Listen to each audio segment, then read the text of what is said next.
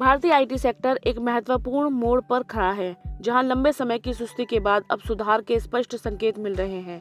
मोतीलाल ओसवाल की नई रिपोर्ट के अनुसार आईटी कंपनियां अब आर्टिफिशियल इंटेलिजेंस के एक्सपेरिमेंटल फेज को पीछे छोड़कर एग्जीक्यूशन फेज में प्रवेश कर चुकी हैं।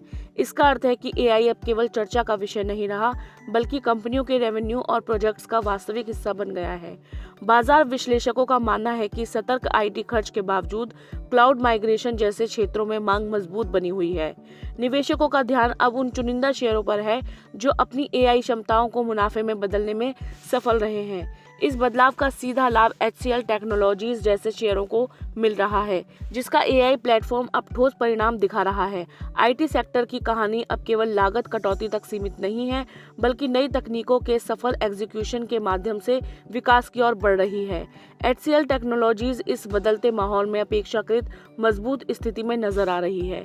कंपनी ने अपने सर्विसेज बिजनेस के लिए 4 से 5% कांस्टेंट करेंसी ग्रोथ गाइडेंस दी है, जो मौजूदा मांग हालात को देख के सकारात्मक मानी जा रही है। एआई से जुड़ी डील्स और डेटा मॉडर्नाइजेशन, क्लाउड माइग्रेशन जैसे प्रोजेक्ट से HCL को लगातार काम मिल रहा है। खास बात यह है कि कंपनी के प्रोप्राइटरी एआई प्लेटफॉर्म्स का योगदान अब रेवेन्यू में साफ दिखने लगा है। हालांकि वेतन बढ़ोतरी और रीस्ट्रक्चरिंग खर्च के चलते निकट अवधि में मार्जिन पर हल्का दबाव रह सकता है, लेकिन मजबूत डील पाइपलाइन और बेहतर प्रोडक्टिविटी इसे संतुलित करती नजर आ रही है।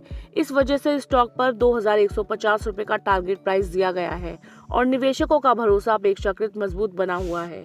दूसरी ओर इन्फोसिस की स्थिति थोड़ी सतर्कता की मांग करती है। कंपनी को बड़े डील ऑर्डर तो मिल रहे हैं और एंटरप्राइज एआई व मॉडर्नाइजेशन प्रोजेक्ट में उसकी मौजूदगी बनी हुई है, लेकिन इन बुकिंग्स का रेवेन्यू में बदलना अभी समय ले रहा है। इन्फोसिस के प्रबंधन की हालिया टिप्पणी संकेत देती है कि आईटी क्षेत्र में विवेकाधीन खर्च अभी भी सीमित है। इसका अर्थ है कि क्लाइंट्स केवल अनिवार्य प्रोजेक्ट पर पैसा लगा रहे हैं, जिससे कंपनियों की वॉल्यूम ग्रोथ धीमी बनी हुई है।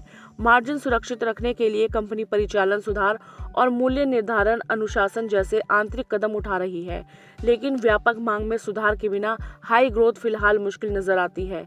इसी अनिश्चितता के चलते विशेषज्ञों ने स्टॉक पर 2150 रुपए के लक्ष्य के साथ न्यूट्रल नजरिया रखा है।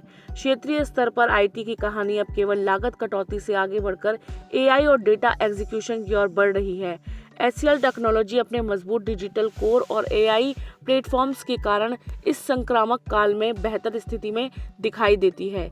इसके विपरीत इन्फोसिस में अभी लंबी अवधि की संभावनाएं तो मौजूद हैं, लेकिन निकट भविष्य में राजस्व वृद्धि की धीमी गति को देखते हुए निवेशकों को धैर्य रखने और वेट एंड वॉच की रणनीति अपनाने की सलाह दी गई है।